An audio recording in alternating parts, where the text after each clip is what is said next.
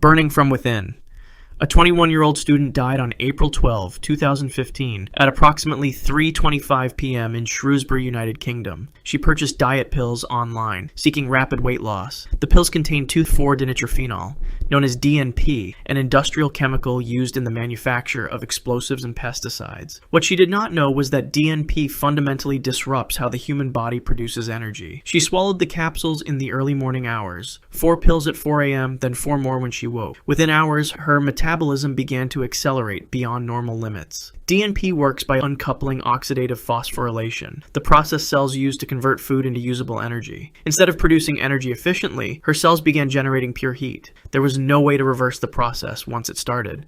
By mid-morning, she knew something was wrong. DNP poisoning causes the body temperature to climb rapidly, producing symptoms including nausea, vomiting, flushed skin, excessive sweating, rapid breathing, and rapid heartbeat. She drove herself to Royal Shrewsbury Hospital, arriving at the accident and emergency department at 9:56 a.m., still fully conscious and able to describe what she had taken. Doctors immediately recognized DNP poisoning, but they also knew there was no antidote. The medical team worked frantically to cool her down. They packed ice around her body, used cooling blankets, and administered intravenous fluids. Nothing worked. The heat was being generated from within every cell in her body simultaneously, a process that could not be stopped once the chemical entered her system. She initially remained conscious and sent text messages from the hospital writing, "I think I am going to die. I'm so scared." Court proceedings later described her death as most distressing. Her mother stated that her daughter was literally burning up from within as doctors attempted to save her. The hospital staff fought for hours, but DNP poisoning follows an irreversible trajectory. Once the chemical disrupts cellular respiration, the body cannot stop generating heat. Her condition deteriorated throughout the day. Her heart stopped that afternoon. She had essentially been cooked alive, and modern medicine could do nothing but watch.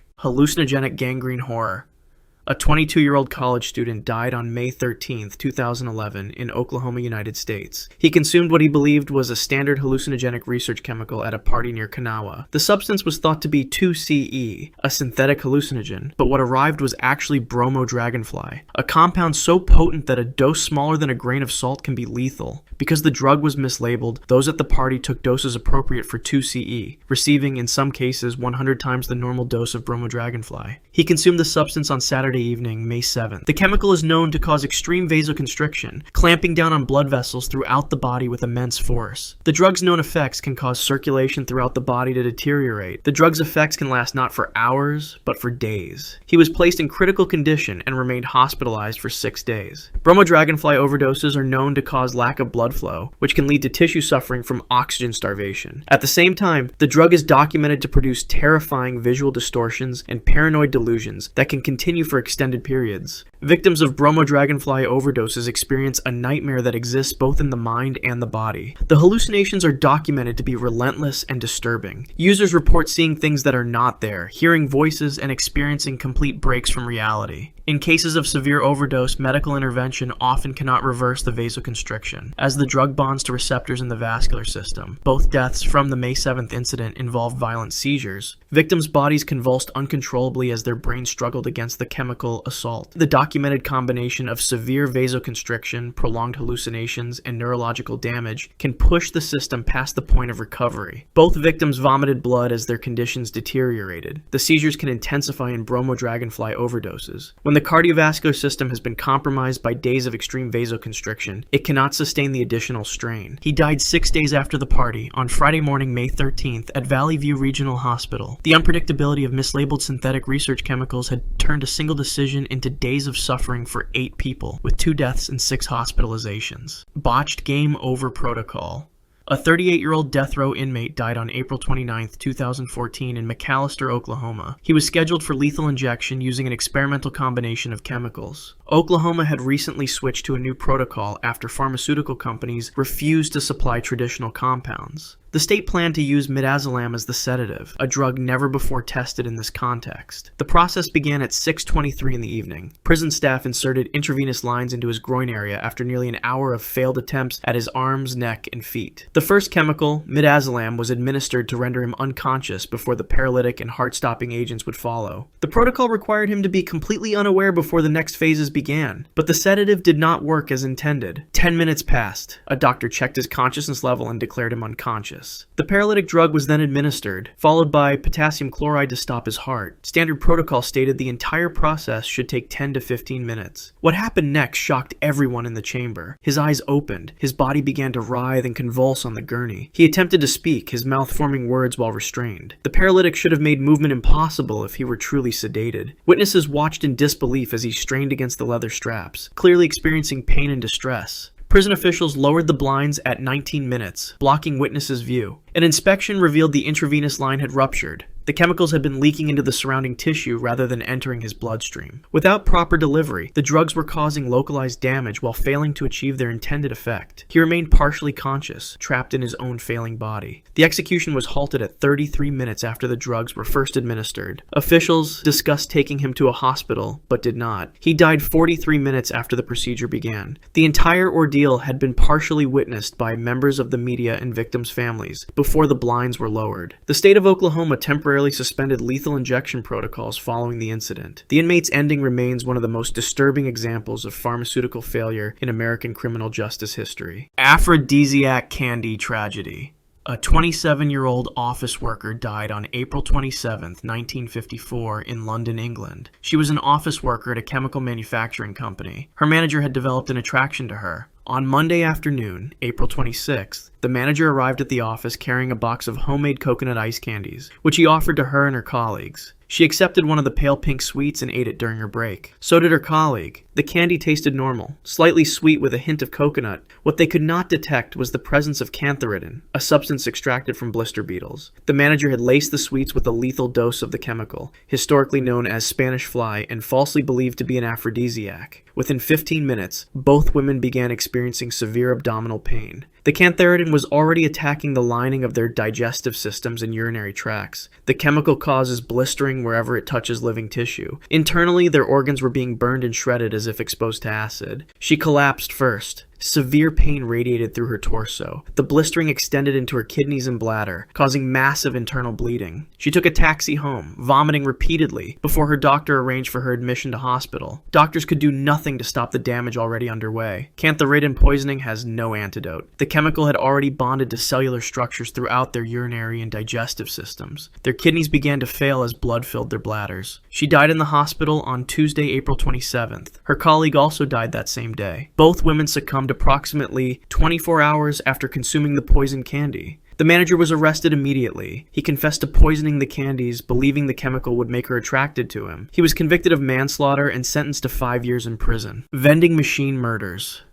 A 52-year-old man died on September 13, 1985, in Tokyo, Japan. He drank from a free bottle of Vitamin C, a popular energy drink that had been placed near a vending machine on September 11th. The bottle had been placed there by an unknown killer exploiting a promotional campaign. What he could not know was that the bottle had been laced with paraquat, a deadly agricultural herbicide. He fell ill and died 52 hours later. The paraquat had caused fatal damage to his body. Paraquat is an agricultural herbicide used to kill weeds. When ingested by humans, it causes progressive and irreversible lung fibrosis. The process, once started, cannot be stopped. There is no antidote for paraquat poisoning. The chemical works by generating free radicals that destroy lung tissue at the cellular level. In paraquat poisoning cases, the chemical accumulates in the lungs, causing them to become rigid and fibrous, preventing oxygen absorption. The body experiences progressive respiratory failure as the lungs lose their ability to function. Patients suffer from increasing difficulty breathing as their respiratory system deteriorates. He was one of at least 12 victims in a random poisoning spree that terrorized Japan in 1985. The first known case occurred on April 30th in Fukuyama, Hiroshima Prefecture. The killer, taking advantage of a buy one get one free promotional campaign by Otsuka Pharmaceutical for Vitamin C drinks, placed poisoned bottles in and around vending machines across western and central Japan, including Tokyo. Victims believed they were finding free promotional bottles when they discovered the drinks. In response to the crisis, the National Police Agency launched a nationwide campaign in late September. Authorities distributed warning leaflets throughout Tokyo and urged citizens to inspect vending machine slots and bottle caps before consuming drinks. Warning stickers were placed on Japan's 5.2 million vending machines. Despite extensive investigation, police were unable to gather sufficient evidence. The case remains unsolved, and the perpetrator was never identified.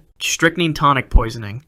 A 76-year-old woman died on February 28, 1905, in Honolulu, Hawaii. She was the co-founder of Stanford University and one of the wealthiest women in America. 2 months earlier, she had survived a poisoning attempt in San Francisco when someone laced her mineral water with strychnine. She traveled to Hawaii believing she would be safer there. On that evening, she prepared for bed in her suite at the Moana Hotel. Her secretary prepared a glass of bicarbonate of soda, a digestive remedy she took regularly. She drank the mixture and immediately tasted something bitter and wrong. Within seconds, she knew she had been poisoned again. The strychnine worked rapidly. It blocks glycine receptors in the spinal cord, removing the body's natural brake on muscle contractions. Every muscle in her body began to contract simultaneously with extreme force. Her jaw clamped shut so violently that she could barely open her mouth to scream. Her back arched backward as the muscles along her spine pulled with unnatural strength.